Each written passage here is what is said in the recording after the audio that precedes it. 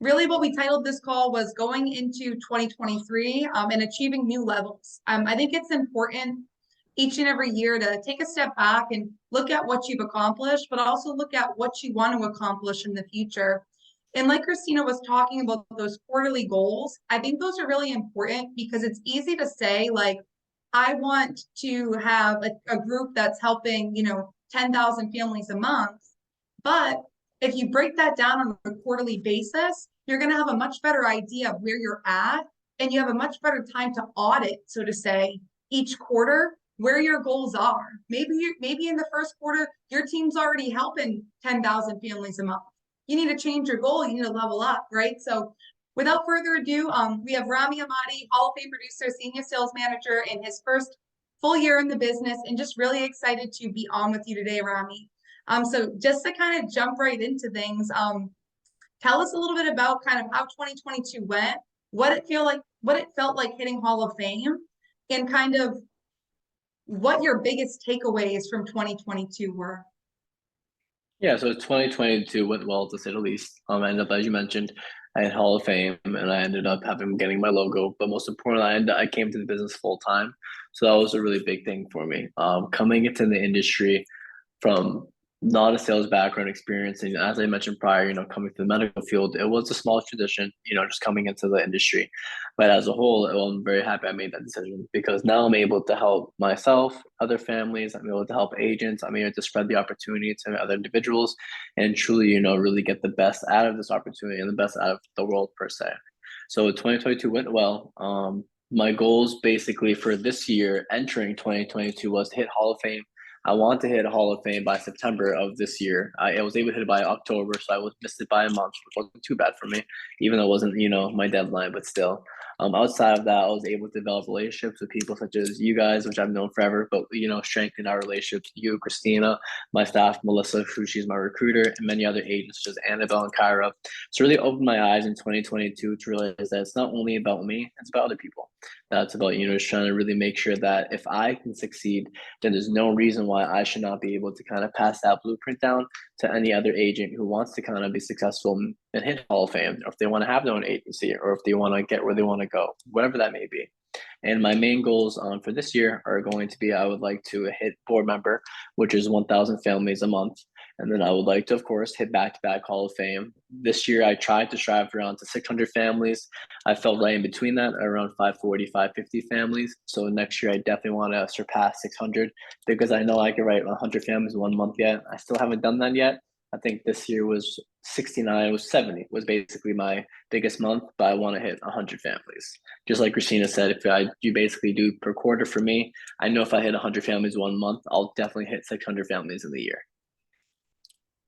Absolutely. I think it's really important to break it down that way. But kind of just to transition, so kind of going into 2023, it sounds like you're going from like a me stance to a we stance, which I think is really important, right? Because we always talk about, it's like when you're on the airplane, right? They say, put your oxygen mask on in the event of an emergency to help before you help others, right?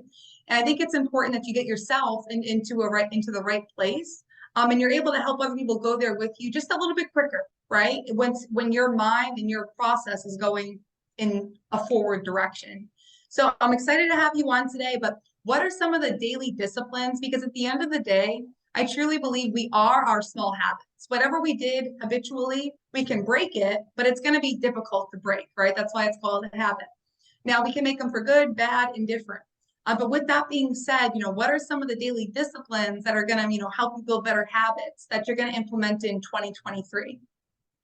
Yeah, so just better habits for it. So I wouldn't really necessarily, well, you call them habits. So for me, it would be mainly outreach. So I have to be more habitual in my outreaching and being more intentional and basically direct messaging people via social media, Facebook, LinkedIn, whether it be, engagement, having more of a credible stance and more of a presence on Instagram or any other social media outlet. Because this year I didn't take that, fully on the reins with that. I kind of, just let it play out as is. I was never an Instagram kind of guy. People at all, guys, like whatsoever. I didn't really like my personal Instagram before I even joined Family First Life, barely had 400 followers on it. I'm just a very kind of close to myself kind of person.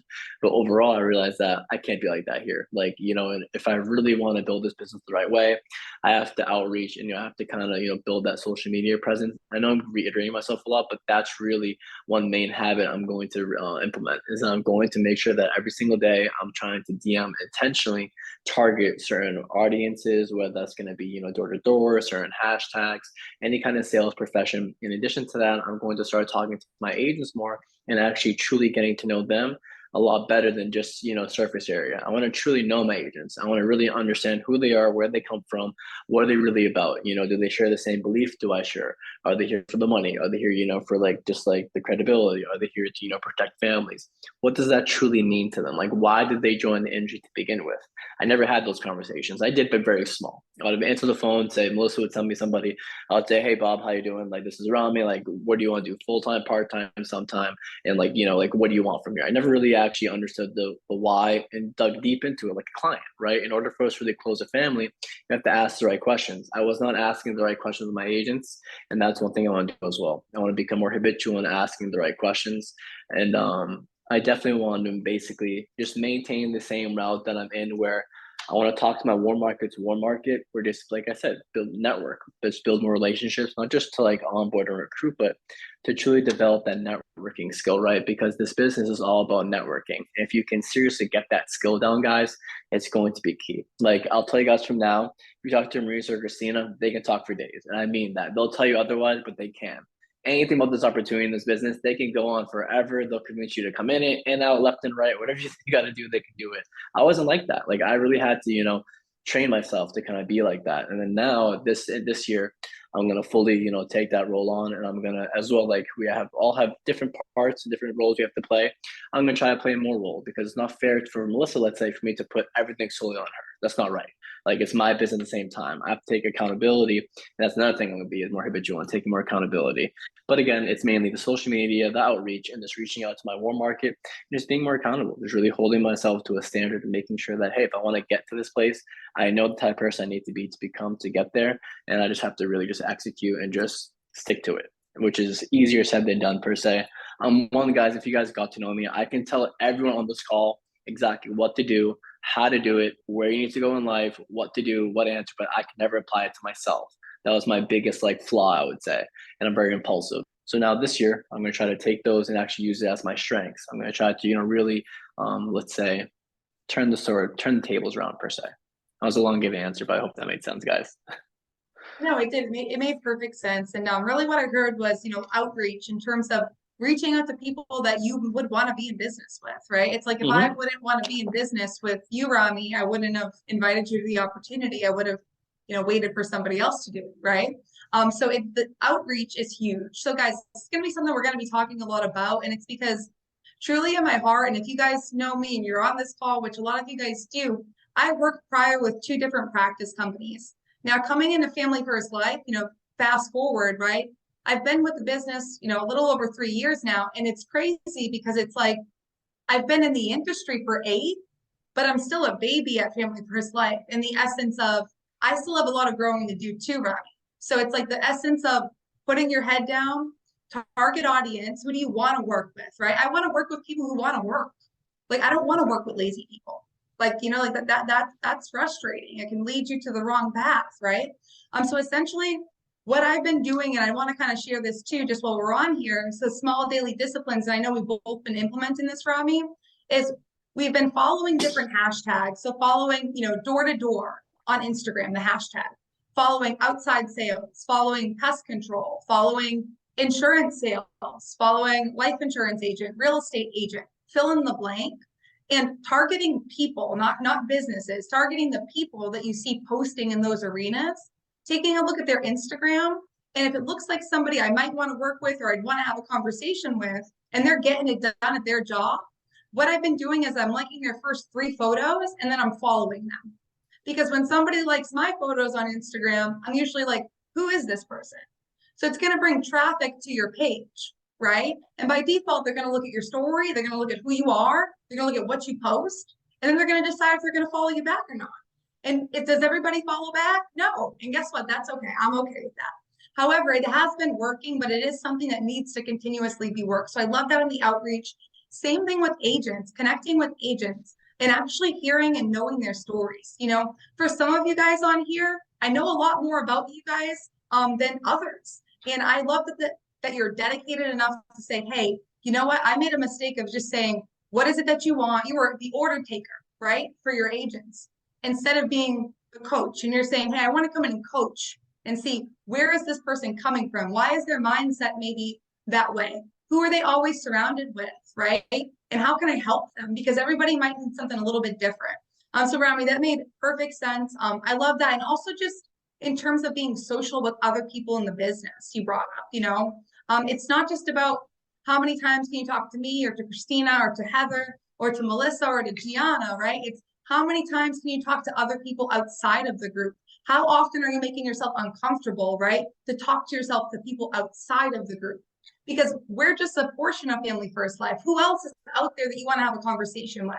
Because here's what I can promise you guys. DM them on Instagram, Facebook, whatever it may be, and ask them for a minute or two of their time. Just be intentional with what you're asking. If you're doing, you know, virtual sales and you want to ask Vivian Wells some questions, she's going to take your call, absolutely, but she's going to expect you to have those questions on a roll and ready to go. Not because she views her time as more important, but because she views both of your time as important. She's going to answer your question, moving on, right? So I love that, Rami, that's huge. And I know you had some different learning curves that, you know, you grow through. And I think that, you know, you've proven that you're growing and going through this one. Now, with that kind of all being said, if you're on the call prior to this, you know, Rami, you talked a lot about hitting Hall of Fame, and we broke it down into a couple different categories, right? Yep. And that were, which are, go ahead. Mindset leads activity, and basically scheduling or protecting dial time, protecting runtime. Absolutely. And, you know, in hitting Hall of Fame, which means that you helped over 400 families in a calendar year, we, you know, I've done that as well. And everybody on here can do that. It's like, if you want to do it, you do it. The first thing, Rami, that you did was you decided that you could do it and you were going to do it, right? Correct. Exactly. Yep. So last time I had you on a podcast, you were talking about your close ratio. And, you know, to be honest with everybody on this call, I was like, no, he didn't. You know, I was like, he did not just say that. He said his close ratio is about 95%, or I think he said like 98%. And here's the thing is like, guys, he's not lying, right? Like I know, I see it, right? So with that being said, Rami, I really wanted to go through a mock in-home. So the mock in-home that me and Rami are going to role play through today, it's going to be a final expense mailer. Now, when we're talking about final expenses, most of the things that Rami says are going to be applicable to any and every final expense lead. But the particular lead type we're going to go off of, just because a lot of you guys that actually plug in that in are trying are working final expense mailers, that's going to be the mock presentation that we're going to go off of. And we're going to have me and Rami in home. I'm going to be a little bit older than I am and have some health conditions that are made up. So, you know, bear with us here. But our role and goal really is just to show a role play of the questions that are asked and the way that the presentation is set up is extremely important. So that's what we're hoping that you guys gather from this. So Rami, whenever you're ready, let's hit it off. All right. Knock, knock. Hi. Hi, Marisa. This is Rami, Hamady, the field underwriter. How are you today? Here for our final expense appointment. Oh yeah, I'm good. Come on in. Awesome. Shoes on or off? You can take them off, please. All right. So kitchen table that way. Yeah, it's right over here. Awesome. And then when I walk in the house, guys, I would just point out any report, right? If it's going to be basically the painting on the wall, the color of the house, anything you guys can do, small report. It's a nice house, Marisa. When did you purchase this home? About 8 years ago. Okay, nice. Awesome. So Marisa, I know we spoke briefly on the phone. Now I'm here today to help with your final expense needs. Now, before I begin, is this your handwriting? And I'll show the lead. Is this your handwriting? Yeah, it is. Okay, so when you took the time to fill this form out, what was your biggest concern? Because typically, Marisa, people fill this form for one of three reasons. Either A, they don't have any insurance at all and they need some. B, they have some insurance, they need a little bit more. Or C, they're looking to strengthen their position or find a better rate class. Now, what category do you fall under, Marisa? I don't think I have any. Okay, great. So Risa, I'm going to tell you my role, my purpose. I'm here to help you accomplish today. But before I do so, I'm going to show you my license. Now, I do this, guys. You don't have to do this. This is what I do. I take my license out and I say, guys, this is my license. So you know you're dealing with a field underwriter or insurance broker. The state of Massachusetts requires me to keep this on the table at all times. They do not, but I just say that, right? They don't require it, but it's more credible, guys. You want to make sure they can see your name, see my address. I'm a real person, especially when I'm starting to talk about death and finances. I want them to feel comfortable. That's the whole point, guys. I'm not there to bombard them or kind of scare them. I'm there to truly make them feel comfortable. Like, hey, I'm here for you. So I'll say, okay, Marisa, excuse me. I'm going to go through my role, my purpose. I'm here to help you accomplish today. So I'm what they call a field underwriter or an insurance broker. Now, all that means is I do the shop around for you. I'll take my credibility sheet and hand it to them. If you guys don't know what that is, which I hope you all do, is a piece of paper that has all of the carriers on it. So I'll say, here you go. I said, I'm not biased or partial to any company. I don't care who you pick. My job today is to submit an application for your final expenses at the lowest rate possible. In order for me to do that, I'm going to talk to you about if you rent or if you mortgage, just see how that's structured and how that's set up. I'll talk to you about your finances because Marisa, you probably don't need that much coverage at all. I'll be the very first person to tell you that. You probably just need either a basic burial or basic cremation. And again, I'll be the first person to tell you this because I do not want to make you insurance poor. I'm here to give you what you need, and I truly mean that. Now, lastly, I'll talk to you about health, not to be invasive, because Marisa, whatever application we submit today, I have to get you approved and I cannot get you declined. Does that make sense? It does. Okay, perfect. Now, Marisa, your job today is to help me help you. What I mean by that is you have a budget, I have a budget, your sister has a budget. Let's make sure whatever application we submit today fits your needs and budget. Does that sound fair? Yes. Okay, now this process will take 1 to 5 days to complete. If I cannot get a yes today in the home, it will go up to senior underwriting. They're going to fact check everything we spoke about to make sure it's truthful. At that point in time, your coverage will be effective and you're good to go. Does that sound fair? It does. Okay, and guys, as well, I forgot in the very, very, very beginning when I show my license and I show that first lead card, I ask every single time, and this is via Zoom, so I didn't do it. Do I have permission to be brutally honest? And I really say that every single appointment, no joke. I hit it every time. I roll on purpose, and I say, do I have permission to be brutally honest? The second they say yes, that's it. I don't ask it again. I look in the face and I say, are you sure? And the second they say yes, that's it, guys. You got to be honest. Like they said yes, right? Don't sugarcoat it. So Marisa, do I have permission to be brutally honest with you today before I begin this conversation? Yeah. Okay. So Marisa, currently do you mortgage or do you rent here? Actually, I rent here. I've rented here for 6 years. Awesome. And how much is your rent? It is $800. Okay. And now, Marisa, you told me I can be very, very honest with you and brutally honest. Now, Marisa, God forbid you did not come home yesterday. What does that look like for you today? And I really mean that. You did not come home today. You passed away. You are no longer with us. What does that look like for you and your family? I mean, my daughter would have to figure it out. Okay.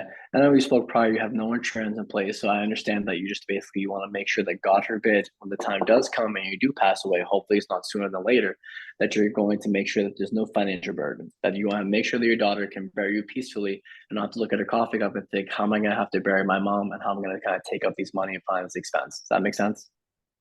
Yeah. Yep. That's Okay. true. I see why I filled the form out today, Marisa. And how old are you? 70. Okay. And Marisa, what is your occupation? I'm retired. All right. And I know I asked this question, but I have to ask again. Do you have any insurance in place at all? Any life insurance? Any mortgage protection? No, it all expired. Okay. I don't like it expired and I don't have it anymore. Okay. I paid into it for 30 years and I don't have it anymore. So no, I don't Okay, have it. I understand that. Okay. So you were in a term product, I assume, prior, and that's why it expired on you and was too expensive to renew. Yeah, they didn't explain it like that, but yeah. Yeah, don't worry. We're not gonna have to go through that again. You will never have to go through that. I can promise you that. But we'll talk about that momentarily, okay? If you have any questions about that. And now, Marisa, do you have a 401k, IRA, stock, bonds? I know you told me that you're currently retired, but do you have any significant savings, liquid $50,000 in the bank? Now, if I put a gun to your head, Marisa, and I said that you had to take the money out, say yes or no question. Do you have it or you No. don't? Okay. No. All right, I see. And who's the beneficiary going to be on the policy today? I assume it's going to your daughter. Yeah, my daughter. What's your daughter's name? Rebecca. Rebecca? Okay, what a nice name. I say it all the time, guys. Doesn't matter what the name is, I'll say that. That's okay. Now, do you have a will? I do have a will, yes. Okay, great. You just want to make sure that you update that every 4 years. Now, is that a living will or is it a non-living will? And can it be contested? It's just a living will. Yeah, I know it can be contested. Okay, so if someone's explained that to you and they sat down with you and they've explained all the ramifications of the contestability period within a will. Yeah, my daughter's a Great. lawyer. Perfect. Now I'm not here to do her job for her by any means. I just want to make sure that someone can help you with that and I can help guide you if that is the case. I can point you to the proper resources. Okay. Okay. And I know you're retired, so I know you don't have any work insurance. And now, Marisa, most importantly, are you a smoker? No, Okay. And have you had any COVID-19 within the last 6 months? I know I've never been positive. Lucky you. Okay. So now, Marisa, let me just understand this correctly. So I'm here today because you don't want your daughter to pay for your final expenses. At this point, you're 70 years old. Is it fair to say that you're in the fourth quarter? With all Getting due there. respect. Well, Getting I'd there. say you're there. No, I'd say you're there. Okay. There's a football All game right. that's All four right. quarters. Okay. Yeah, no, You're that's getting into fair. the 2 minute drill. All right. That's fair. All Okay. right. And with all due respect, that being said, that you've been living in the fourth quarter, is it fair to say that right now, if I called your daughter and I said, is she saving money for your funeral? Is she going to give me a yes or is she giving me a no answer? No. Okay. Because you said yes, Marisa, I was going to tell you, please call her right now. Because I would not leave until you call her. And I mean that. Because I should not leave here today without you having this coverage in place, especially if you think she's going to pay for it when I know she's not saving. Because if you asked me that same exact question before I came into this industry, am I saving for my mother's funeral? I'm going to tell you no. Because is it fair to say, Marisa, that she has a family of her own? She has a mortgage, she has rent, she has bills, you have great grandchildren or even grandchildren you're trying to take care of right now, or grandchildren or even great grandchildren you're trying to take care of. And that burden will be taking money away from your legacy. Will be taking the money away from their mouths. Is that fair to say? That would be fair to say. Okay, so again, I understand why I'm here. So Marisa, what medications do you currently get prescribed? I don't care if you don't take them. Any medication that's ever been prescribed over the last 5 to 10 years. If you don't remember, that's okay. But anything that you do remember. Yep, I'm gonna go grab them for you right now. So I picked them up, I brought them over. So I take the amlodipine, 10 milligrams 1 time a day. I take the Mhm. lisinopril, 20 milligrams twice a day. Take metformin, 1,000 milligrams twice a day, Okay. and atorvastatin once a day. All right, so a couple high blood pressure medications, a diabetic medication, and cholesterol. Are you a type 1 or type 2 diabetic? Type 2. Okay. And have you ever had to use insulin at any point in time in your life? No. Okay. Do you have any history of heart attack, stroke, or cancers? Well, how long ago? Ever? Have you ever had any heart attack, stroke, or cancers? Yeah, I had a heart attack. How long ago? It was about 5 years ago. Okay. And outside of the amlodipine and lisinopril, are you on any other medication management? Does metoprolol, any Eliquis, any Plavix, warfarin, blood thinners? No. Have you ever been prescribed those kind of blood thinners before, for even just a Um, one-time use? Yeah, I was on, I think, warfarin for like 6 months after the heart attack, and then my cardiologist took me off. I just go for a regular visit once a year to make sure everything's okay. Perfect. That's all I want to hear. And guys, I'll just give you guys a tip with this for now, just because based on the medical field, if they were on medication management, if they did have more than warfarin, odds if they have congestive heart failure. Odds is at that point, at that age, there's going to be some other medical issue there, and you want to ask more questions. So that's why I asked that question. Because if she said, "Yeah, no, I've been off and on it. They're putting me on Eliquis, warfarin, the whole nine," then I know that this thinning the blood, so therefore the heart can't get. Long story short, they have heart issues. So you just want to make sure that they don't have heart issues. Okay. And Marisa, so again, I'm just gonna have to ask these questions one more time. And I know I just asked these, but any heart attack, stroke, TIA, well, outside of the heart attack, any stroke, cancer, stents, diabetes, neuropathy. I know you have high blood pressure, high cholesterol, and diabetes. But any liver disease due to the diabetic medication, any kidney disease, things of that nature, any major hospitalizations in the last 6 months? No. Okay, I know you told me you go to the doctor, your cardiologist annually, but how often do you see your primary care doctor? I see him at least once a year for my physical, typically twice a year now. Very good. Okay. And do you have any family history of any heart attack, stroke, or cancers? Yeah, on my dad's side, heart issues, and on my mom's side, cancer. Okay, yeah, I'm sorry to hear that. All right, and Marisa, what is your monthly income after taxes? Um, Everything included. so my pension and my social security equates to about 1850 a month. Okay. And how much do you, I would ask separate, I would ask guys, so social separate, pension separate for the sake of this Yep, so conversation. the, Not to do the that. social security is 850 and the pension is the 1,000. Okay. So your pension is $1,000 and your social security is 850. All right.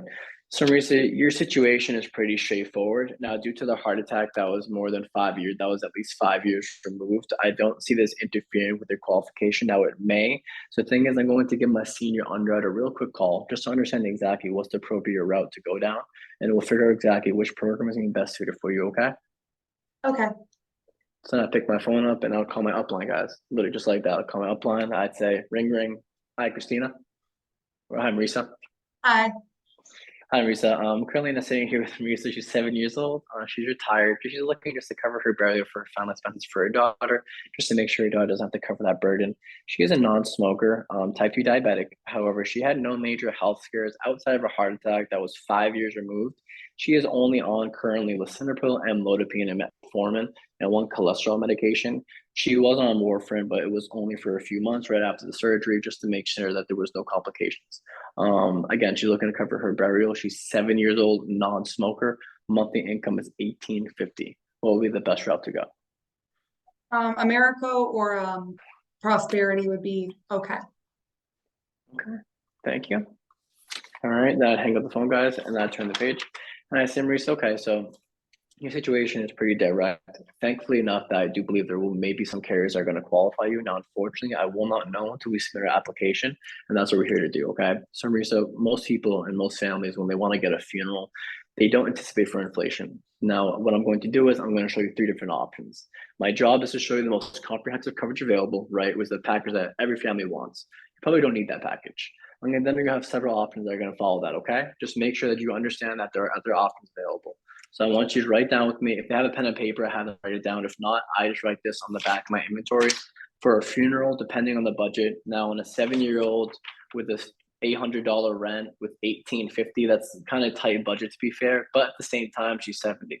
So I may ask them more questions and say like, hey, you know what? Does anyone pay any extra bills here? Like, what's your biggest bill outside of your rent? Just to kind of make sure I'm not stretching the budget for her. And then she just tells me my social is good. I'm just chilling. This is my life. I pay my rent. I just sit at home. I'm going to do this. So I say, okay, guys. I say, okay, Marisa. Most families, in order to cover their funeral, they need either 15,000, 12,000, or 10,000.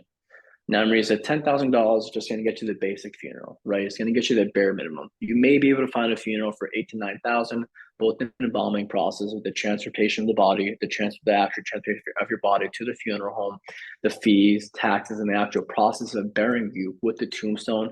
It's probably going to be a little bit more than that. So it's going to be upwards around 12,000. Now you're 7 years old, and thankfully enough, you had a heart attack 5 years ago, but you're healthy. No complications ever since, so I don't see you passing away now.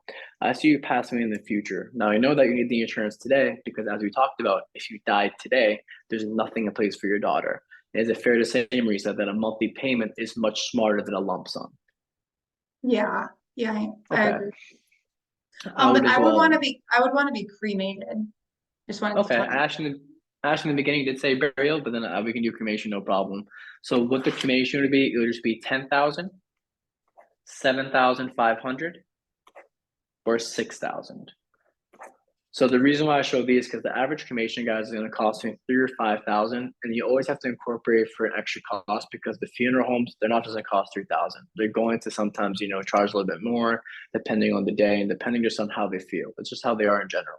So I do 10,000, 7,500, and 6,000, or I'll do 10, 7, and 5. So I assume you say again for the bare minimum 6,000 will just be a bare minimum cremation.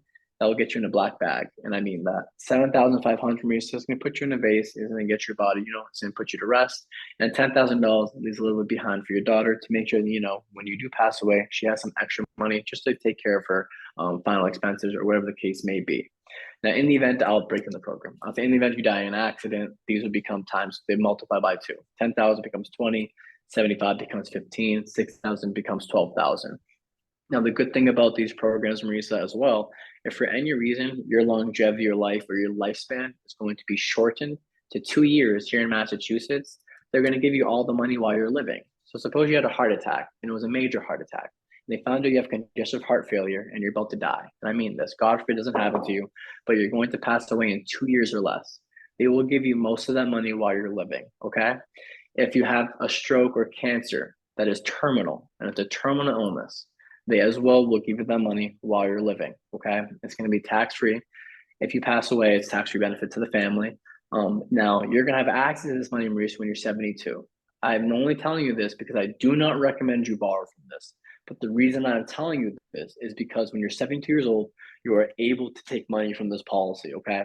Now, that's not the point of me telling you. The point of me telling you this is no insurance company is going to make you pay $6,000 and 1 penny for $6,000 of coverage. Once your monthly payments equal your death benefit or face amount, it's going to become free forever. So, Marisa, one of two things is going to happen. You're either going to pass away early, unfortunately, and your daughter's going to receive a death benefit to cover all your final expenses and make sure that she doesn't look at her coffee cup and figure out, how am I going to bury my mom? How am I going to get all of her stuff out of the house? How am I going to figure out, how to really put mom to rest? Or part B, you're going to outlive the program. It's going to become free for you, and then it's an extra pension. You're able to withdraw from it if you need to, if your daughter becomes financially solvent enough that she's willing to take on the expense of the cremation. Whereas if you're willing, if you have some money saved and the cremation can be prepaid for, you can take that money and give it to your grandchildren. You can give it to your great-grandchildren. This money is always going to be here to help you and your family. Whether it's going to pay for your final expenses, which this is again with the needs, guys.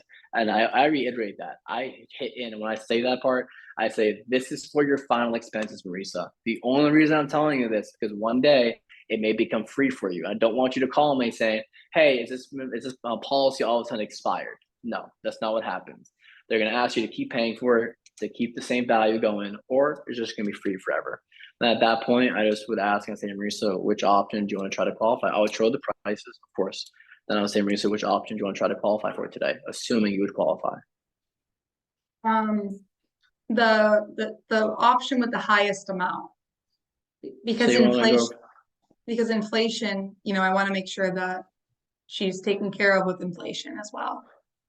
Okay, and then what I would do if that did happen, I would say, okay, so you can maintain a premium, you can maintain a monthly payment reset of around $140 a month consistently for at least 15 years, because the longevity of life for a female is around 82. So I want to make sure I can push you 3 years past that.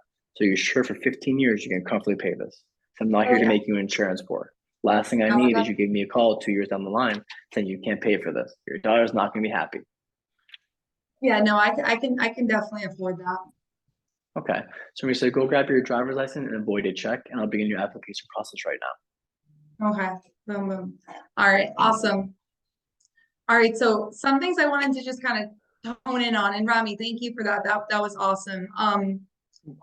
Is your role and purpose, you got everything off the table, right? From the jump, right? There's 3 reasons why people fill these out. They have no life insurance. They're looking to add a little bit more life insurance. They want to make sure that they're not overpaying for their life insurance. And then you jump right into your role and purpose, right? So your role and purpose is killing. I need to think about it because you already told me we're taking the application today. I can't afford it. And I don't need it, or I already got it taken care of, because you already covered that base when you asked me which category do I fall into, right? So it's really important that you set the stage for your client, because guys, as much as we do this every single day with people, they don't do it every day.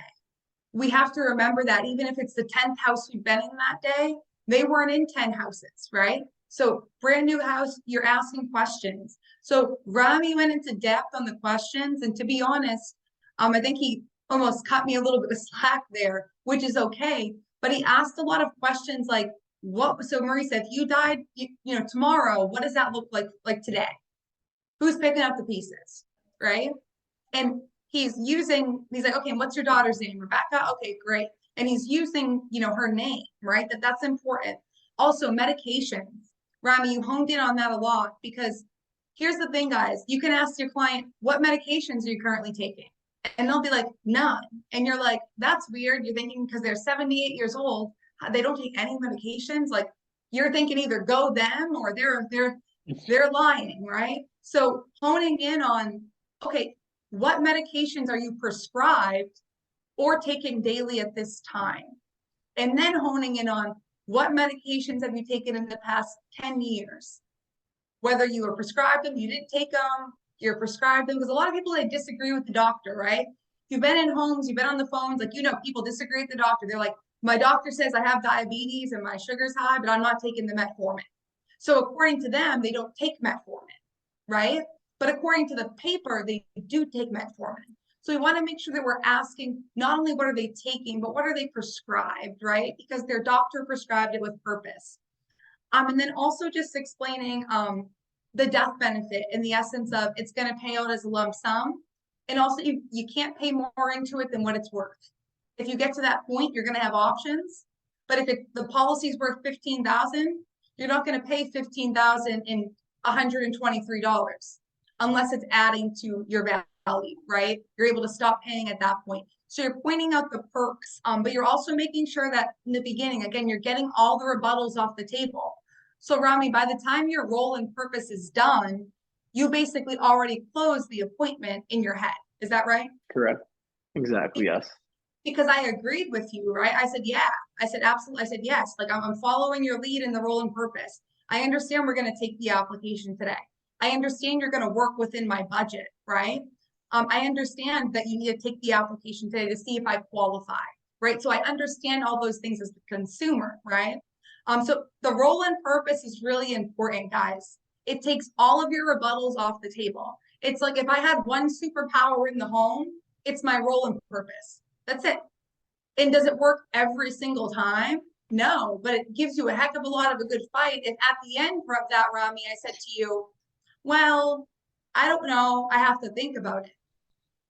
I'll say what I'm say. You can think about it, pray about it, sleep on it, but unless you qualify, there's nothing to think about. So I can come back here 3 months from now, I come back here a year from now. If you're gonna be declined, you're just wasting both of our times. So let's go ahead, let's get the foot in the door right now and see if you can qualify. I would think that $10,000 too expensive, and it's a lot on your budget. Let's get you in for the bare minimum. Let's see if they can get you approved for that bare minimum 6,000. At least cover the cremation for your daughter. At that point in time, we can see if we can increase or decrease that coverage. Okay, love it. So you're drop selling, right? Because you're almost like, I'm confused because you already told, like, you already Yeah, agreed if we're I gonna get to that point, yeah, if I get to that point and they say, then I know for a fact it's the price at that point. Typically, guys, it's 99% the price. They just don't want to tell you that. They just don't want to say they can't afford it. Who wants to tell someone they can't afford something? And that's mainly it. It's just then you just have to, she said, just drop it down. And you say, let's get the foot in the door. They smile and like, oh yeah, because they think they have to pick that option because maybe you talk to them so well enough and like they like you enough that they just don't want to disappoint you because they think they're hurting their daughter and their family if they don't take the best option. And it's like, no, guys, like you're protecting your family no matter what, but you have to still afford it to protect them. So that's why, yeah, definitely, I say drop down is the way to go as well. Absolutely. And sometimes, like, you can make up a unique name. If you show option A, B, and C, but none of those are in their budget, what I refer to it as is, hey, Rami, let's get your foot in the door with the starter plan, right? And the starter plan is whatever the starter plan needs to be at that point in time. Exactly. The important thing, like Rami said, is having some coverage is better than having no coverage, right? And that's the key thing that we want to drive home. We can always increase the coverage at a later date, but let's get your foot in the door. And guys, that's not like, oh, let's make a sale. I want to be really clear on that, guys. Like, as much as making sales is awesome, it's like you just built value in front of this individual. You know they need it. They know they need it. Unless they don't like or trust you, or like Rami said, the cost is too high, there's zero reason as to why they shouldn't be taking it today. So that's why my almost like, I guess, Hail Mary is the starter plan. And the starter plan is whatever the starter plan needs to be in that person's situation to help fit the budget. Because like Rami's saying, we can have the best insurance in the world. If we can't sustain it, there's absolutely no reason to have it, right? Rami, anything else that you wanted to kind of wrap up with? You did an awesome job. No, I think overall, guys, like again, I talk was in the hierarchy call, just be direct, just be honest with your clients, guys, just be direct. Like Marisa was saying, just ask the appropriate questions, like the who, the what, the where, the when, like what happens when you die, who's taking over, what does that really look like? If they have kids, where they're gonna go, where's the spouse gonna go, who's gonna come in? Is it the bank? Like who's gonna provide the income? Because think of it like it's your family. Again, I really mean this. That's what truly made me actually like transform my mind in my in-home, was just thinking that if I talk to them like they're my mom and dad, or they're my brother, or they're like my cousins, I'm going to help them because I know for a fact that if I'm looking at them like family, why would I not want to protect my own family? They're my blood. Like they're my family. I love them. At the same time, if you can just kind of convince yourself that they're your family, which they are at the same time, because like we're assigned to them and they sent that lead and you called them, they booked the appointment with you. Just do that and carry on that truthfulness and that genuine, and just be very sincere with them. And they will basically, they'll see it, and you'll have no problem closing, guys. The only time you will is when you're just not booking your appointments. That's it. Simple as that. You don't book your appointments, you're not gonna have any volume. You book your appointments, there's no reason you don't. Awesome. Love it. Thanks for the parting thoughts and going through that. I hope that was helpful. I know it helped me too. Every call I listen to, even again, I'm hosting it, I'm talking on it. I'm always taking a nugget from it and just being like, okay, that's something I can implement in. And if you're doing final expense mailers, in my opinion, again, role and purpose and the 3 reasons why people fill these out. You don't want to ask them, why did you fill this out? There's 3 reasons why people fill these out. 1, 2, or 3, right?